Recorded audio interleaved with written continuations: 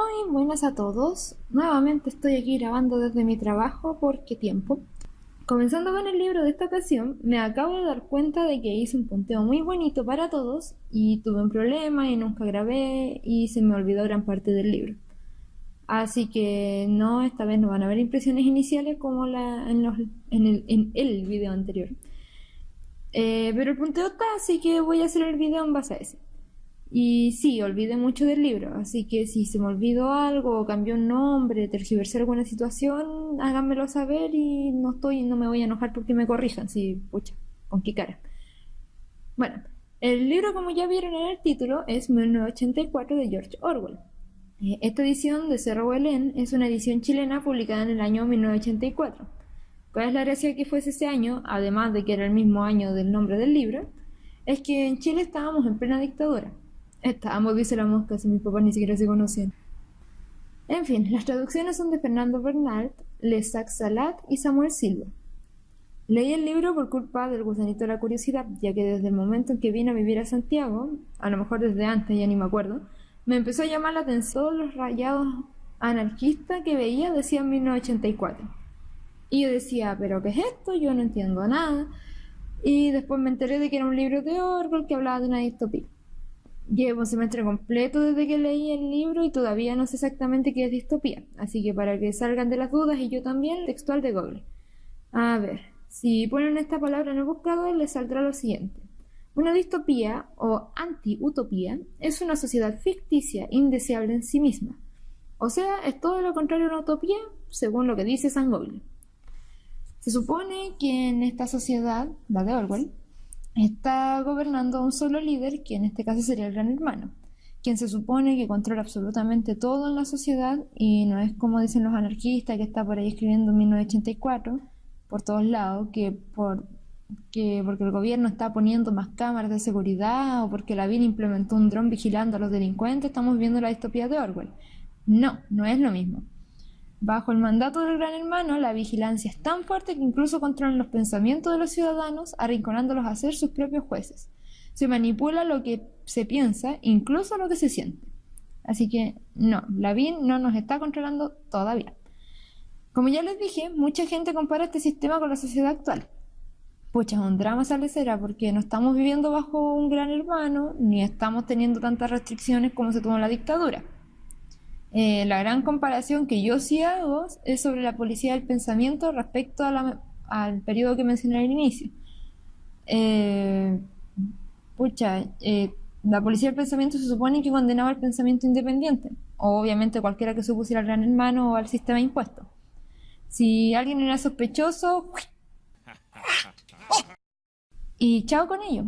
Y por eso se parece bastante con lo que pasó acá en esta época. Porque si había alguna acusación de ser de izquierda, la persona era exiliada en el mejor de los casos o desaparecía y nunca más se sabía de ello. Así que no sé, bueno, yo no me meto en política. Lo estoy comparando porque la introducción, porque estudios preliminares, así que si les interesa el tema les recomiendo leerla, o al menos la de esta edición porque era entendible a prueba de tontos. Me incluyo. Bueno, yo no vengo a hacer política como ya dije, a mí me importa la literatura y no la polémica. Así que pasando a otro tema, ironías de la vida, mi siguiente tema es la biopolítica. Bueno, en este asunto sí puedo opinar ya que conozco un poco el tema. La biopolítica es cuando el gobierno se mete en todo lo que es decisión del cuerpo del individuo, traspasa lo social afectando la vida personal. Por ejemplo, las legislaciones sobre el aborto en Chile, a época actual, vida real, aún es un tema y donde en esta se supone que el gobierno está obligando a las mujeres a tener a los bebés contra su voluntad cuando ellas no quieran. Por ejemplo, cuando es embarazo no deseado por una violación o simplemente embarazo no deseado. En otros países ni siquiera es tema. Pero bueno. En el caso de Orwell se ve mucho esto, sobre todo respecto al cinturón de castidad que usaban los jóvenes, de cuya liga me olvidé el nombre. Así que si alguien la recuerda, por favor escríbanmela en los comentarios. No es para tener más comentarios, de verdad se me olvidó y me da flojera buscarlo. Se supone que el gobierno enseñaba a los jóvenes de tal manera que acababan aborreciendo el sexo, por lo que el matrimonio era un mero acuerdo reproductivo. Todo esto bajo el argumento de ser una raza superior. O sea, pucha, súper lógico, mientras más desarrollaban menos sexo. ¡Ching! Otro tema importante dentro de la biopolítica es la ira. El gobierno controlaba las dosis de ira que sus subordinados tenían, imponiéndoles una sociedad militarizada y dándoles un objetivo al que odiar. Con esto, animalizaban e idiotizaban a los ciudadanos. Es el caso de lo ocurrido durante las secciones de los 2 minutos de odio que realizaban puntualmente todos los días en la oficina del protagonista. Estos 2 minutos se reflejaban en la siguiente cita, que no recuerdo en qué parte del libro está, porque esta genio no lo escribió. Bien hecho, Cristina. Está antes de la página 100 en todo caso. Pero dice: más importante era que la abstinencia provocaba histeria, y la histeria es deseable porque se podía, convertir en fiebre de guerra y adoración de los caudillos. Aquí está lo que yo explicaba de que mientras más iracundo se mantuviera el pueblo y que mientras se mantuviera un enemigo al que odiar, iban a poder controlarlo. La abstinencia se mantenía este odio porque bajo estos instintos sexuales podría seguir siendo animales manipulables. Por el contrario, en la página 106 se lee: cuando haces el amor, consumes energía. Las marchas, las manifestaciones, los estandartes no son otra cosa que sexo reprimido. Es lo mismo que estaba diciendo antes. El hecho de que el sexo se prohibiera era para evitar que la gente se desahogara. Al hacerlo, la gente se volvía más iracunda y por lo tanto la masa era mucho más manipulable. Entonces, el sexo y el sentimiento de ira o de apego es totalmente controlado por el gobierno. Esta es, entre otras cosas, la influencia biopolítica del Gran Hermano. De igual manera ocurre con la manipulación de información y la cultura, lo que voy a tratar a continuación. Esta presión social que leemos a lo largo de todo el libro me hace recordar bastante el malestar en la cultura de Freud. En este ensayo se indica que la cultura humana, mientras más desarrollada, más oprime al hombre, y por ello existiría el sadomasoquismo, ya que hay personas a las que les gustaría ser oprimidas y otras quienes quieren dejar de ser sometidos y pasar a someter a los demás. Por eso todo el tema de los látigos, las cadenas, humillaciones y esas cosas que yo no entiendo porque soy una niña muy inocente. Se refleja más gráficamente en el deseo del prota por violar a la que después iba a ser su amante. Y en cómo ella lo comprende cuando le confiesa eso y la mina dice, no, sí te entiendo y ay, qué chistoso y bla, bla, bla. Bueno, la cultura entonces va oprimiendo al protagonista en varios sentidos, como la neolengua, que voy a tratar después, y ciertos libros institucionales y prohibidos. También pasa con la clandestina libertad de pensamiento que se da el protagonista con la libreta en blanco, donde iba reflejando sus sentimientos individuales. El protagonista al principio compra, entre comillas, un libro prohibido, que al final no es nada más que un cuaderno en blanco, y el tipo empieza a escribir, al principio empieza a escribir que odia al Gran Hermano, después pasa a escribir todos sus sentimientos y pasa a hacer un diario de vida. Pero el diario de vida demuestra que el sujeto es independiente. Por eso de esta manera la cultura vuelve infeliz a los individuos, pero es necesaria para diferenciarla de los animales. En 1984 los proles eran los menos civilizados, eran gente pobre y fuera del sistema. Hablaban con más palabras de las necesarias, además se reproducían cuando querían, o sea, tenían sexo cuando se les daba la gana. ¡Ay, qué terrible, pobrecito! Y podían cantar, lo que era de mal gusto para la gente desarrollada. Por eso eran más felices que los que se consideraban más civilizados, o por lo menos a ojos del protagonista los proles eran los más felices. Y al final los civilizados suponen que estaban siendo sometidos, así que pucha, era verdad. Otro punto a analizar es que la cultura es altamente subjetiva. En esta distopía la cultura es lo que impone el Gran Hermano. Eso es todo. O sea, todo lo que el Gran Hermano niegue no va a ser cultura. Aquí entra nuevamente el canto de los proles como símbolo de salvajismo versus la cultura militarizada de la sociedad dominante. Y sobre esa cultura no puedo dejar de recordar todo el tema que trata Foucault cuando habla del concepto de sociedad disciplinaria. O sea, que se basa en el castigo. Bueno, para más información vean Wikipedia, o si de verdad quieren saberlo, lean Vigilar y Castigar del mismo autor. Esto por yo lo veo por las rehabilitaciones que salen al final del libro, cuando ya empiezan a torturar al protagonista para que niegue el pensamiento independiente y el amor que sentía por la mujer por su amante, podríamos decir. De igual manera, el libro también me recuerda a la República de Platón, en cuanto a cómo criaban a los niños del vecino.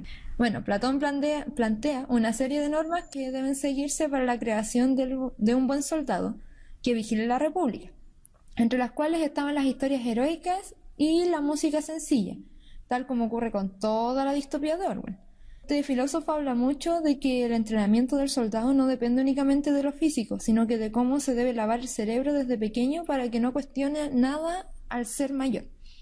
Así los hijos del vecino del prota no eran más que un producto del sistema de vida impuesto por el Gran Hermano. Estaban orgullosos de su causa y de condenar a todo el que se opusiera con tal de sentirse policías del pensamiento. Y en último punto está el tema de la neolengua que mencioné antes, que era la lengua que tenían como los más civilizados dentro del sistema del Gran Hermano. Lo poco y nada que sé de lingüística es que la lengua se desarrolla según como sea la cultura que lo hace. Palabras que nosotros tenemos en el español no existen en otros dialectos. Y al revés, palabras de otros dialectos que representen, qué sé yo, el sentimiento que se obtiene cuando algo sale bien, no está en nuestro idioma. Más simple aún, una raza que se desarrolló en sectores marinos puede que tenga muchas palabras referentes al mar que una que se desarrolló en el bosque, que va a tener a su vez muchas más palabras para describir un árbol. Entonces cada dialecto se desarrolla según la cultura que lo esté creando, porque la lengua no crea la cultura, sino que al revés. Esto aplicado a la neolengua se puede sacar 2 puntos. Primero, la economía lingüística. Se caracterizaba por no tener antónimos, sino que negar el concepto. De esa forma restringían el vocablo. Eliminaban palabras como caos, suplantándolas por no orden, y así otras más.